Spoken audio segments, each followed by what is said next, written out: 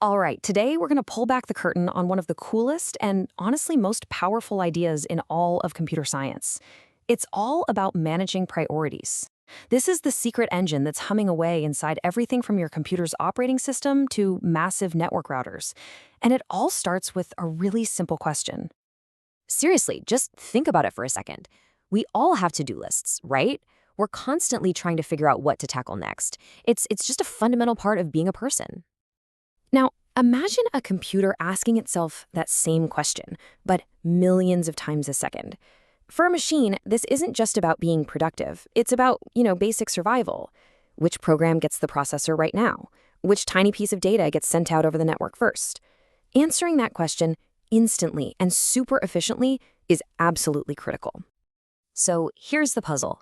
How do you build a to-do list where you can throw in new, urgent tasks at any second, but still know, like right this instant, what the absolute number one priority is? That's the problem we're going to crack today. Okay, so how would you even begin to build this? Well, the most obvious idea is to just keep a list that's always sorted. Makes sense, right? Finding the number one priority is a piece of cake. It's always the thing at the top of the list. But here's the catch. What happens when a new, super important task comes in? You have to slot it in, which means shuffling everything else down. And as that list gets longer, that shuffling gets painfully slow. So what we really need is the best of both worlds: instant access to the top item and a super fast way to add new ones. And that brings us to the hero of today's story. The solution is this really elegant, really clever data structure called a heap. And it is designed to do one thing: solve this exact problem with mind-blowing efficiency. So what is a heap, really? At its heart, it's a kind of tree structure that follows just two simple golden rules. If you get these two rules, you get the whole magic trick behind the heap.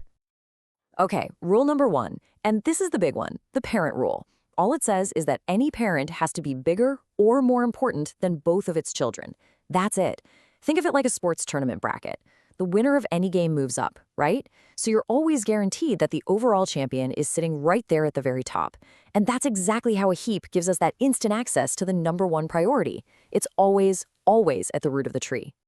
All right, rule number two is the shape rule. This one's all about tidiness. A heap has to be a complete tree. Now, that sounds technical, but all it means is you have to fill it up from left to right, one level at a time, with absolutely no gaps. It's super strict. And this rigid, compact shape, that's the secret to its speed. It keeps the tree from getting all tall and lopsided, which makes sure all our actions are going to be super fast. Now, a really quick but important point here. It is so easy to confuse a heap with its more famous cousin, the binary search tree. But listen, they are totally different beasts. A heap's organizing principle, parent is bigger than its kids, is way simpler and way more specialized. You can't use it to search for just any old thing. Nope. It's a specialist, laser-focused on one job: managing priority. And because it's so specialized, a heap is really only built to do two things. But man, it does those two things better than pretty much anything else. We're going to call them its two superpowers. And here they are. You can insert a new element, and you can remove the most important element. That's it. Full stop. You can't go looking for some random item buried in the middle. It's not built for that. And why? Because these two things are the only operations you need to run a perfect priority queue. This intense focus is exactly what makes it so dang fast. So how does superpower number one work, removing the max item? Well, you just grab the root, right? That's the easy part. It's always the biggest. But now you've got this hole at the very top. So what do? You take the very last item from the bottom of the tree and you stick it up there. Now, of course, this completely messes up our parent rule. So to fix it, we do something called trickle down. Think of this new root like a heavy stone dropped in water. It sinks down, swapping with its bigger child, then swapping again and again until it finds its natural place and the heap is balanced again. Okay, and what about superpower number two? Adding a new item. Well, you guessed it. It's pretty much the exact opposite. First, to keep our nice, tidy shape, we add the new thing to the first open spot at the very bottom. Again, this probably breaks the parent rule, so this time we do a trickle up. The new item is like a bubble in water. It rises, swapping with its parent, and keeps swapping its way up the tree until it finds the spot where it belongs.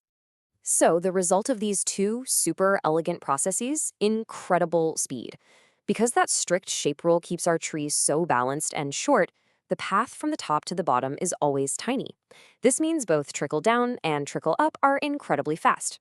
We call this O log n time. But here's what that actually means in plain English. Even if you double the number of items in your to-do list, it only takes like one extra step to put things back in order. It's insanely efficient. Okay, so we have these two lightning-fast superpowers, putting things in and taking the most important thing out.